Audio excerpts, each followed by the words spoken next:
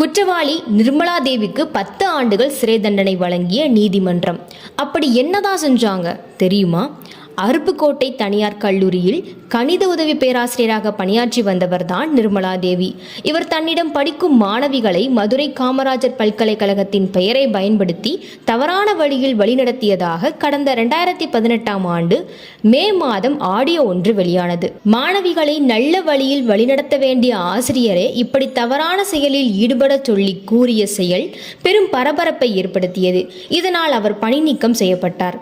பிறகு சட்டப்பூர்வமாக நடவடிக்கை எடுக்க கோரி அருப்புக்கோட்டை நகர் காவல் நிலையத்தில் கல்லூரி செயலாளர் ராமசாமியும் கல்லூரி மாணவிகள் 5 பேரும் நிர்மலா தேவி மீது புகார் அளித்தனர். இதனைத் தொடர்ந்து அருப்புக்கோட்டை நகர் காவல் நிலையம் அந்த புகாரை ஏற்றுக்கொண்டு நிர்மலா தேவியை கைது செய்தது. அதன் பின்னர் இந்த வழக்கு சிபிசிஐடிக்கு மாற்றப்பட்டு தொடர் விசாரணை மேற்கொண்டதில் பல்கலைக்கழக உதவி பேராசிரியர் முருகன் மற்றும் ஆய்வு மாணவர் கருப்பசாமி ஆகிய இருவருக்கும் இதில் தொடர்பு இருப்பது தெரியவந்தது. அவர்களும் கைது செய்யப்பட்டனர். மேலும் இந்த 3 பேர் மீதும் பெண்களுக்கு எதிரான வன்கொடுமை தடுப்புச் சட்டம், விபச்சார தடுப்புச் சட்டம், தகவல் தொழில்நுட்ப பரிமாற்ற முறைகேடு தடுப்புச் சட்டம் உள்ளிட்ட 4 பிரிவுகளின் கீழ் வழக்குகள் பதிவு செய்யப்பட்டு விசாரணை நடத்தப்பட்டது. முதலில் விருதுநகரில் உள்ள 2வது நீதித்துறை நடுவர் மன்றத்தில் இந்த வழக்கு நடத்தப்பட்டு வந்தது.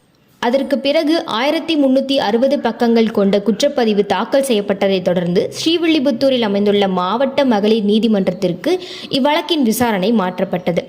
இந்த வழக்கின் தீர்ப்பும் கடந்த 26ஆம் தேதி அறிவிக்கப்படும் என்று கூறியிருந்த நிலையில் பேராசிரியர் நிர்மலா தேவி நீதிமன்றத்தில் ஆஜராகாததால் தள்ளி வைக்கப்பட்டது. மேலும் இது குறித்து சிபிசிஐடி சார்பான வழக்கறிஞரான சந்திரசேகரிடம் கேட்டபொழுது கூறியிருப்பது என்னவென்றால், இந்த வழக்கை விசாரணை செய்த சிபிசிஐடி அதிகாரி குற்றப்பத்திரிகை தாக்கல் செய்துள்ளார் என்றும், வழக்கை பொறுத்தவரையில் ஐபிசி சட்டப்படி 7 முதல் 10 ஆண்டுகள் தண்டனை வழங்கப்படும் என்றும் கூறியிருந்தார். அதாவது பாதிக்கப்பட்ட நபர் ஒருவராக இருந்தால் குற்றவாளிக்கு 7 ஆண்டுகள் தண்டனை வழங்கப்படும்.